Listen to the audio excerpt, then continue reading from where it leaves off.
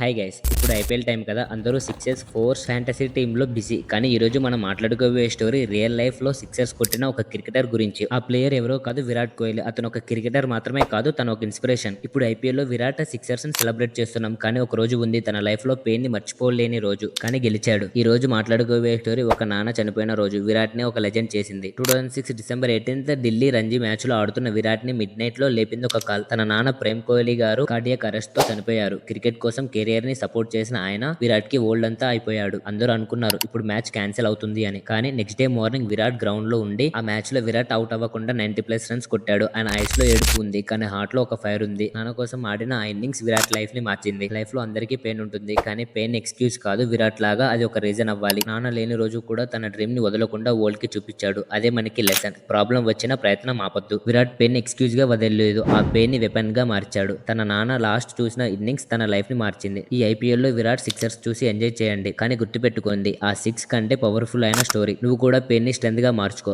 Then you will be unstoppable. ఈ story మీకు heart touching అయ్యిందా? అయితే ఒక లైక్ అని పెట్టి చూపించండి. మీరు కూడా మీ ఫ్రెండ్స్ ని ఇన్స్పైర్ చేయాలి అంటే షేర్ చేయండి. మరి మీ ఫస్ట్ ఫేవరెట్ క్రికెటర్ ఎవరో కామెంట్ లో చెప్పండి. నేను వాళ్ళ ఇన్స్పైరింగ్ స్టోరీ నెక్స్ట్ వీడియోలో చెప్తాను. సబ్స్క్రైబ్ చేసి బెల్ ఐకాన్ మీద క్లిక్ చేయండి, అప్పుడే నువ్వు అన్స్టాపబుల్ ఫ్యామిలీలో జాయిన్ అవుతావు.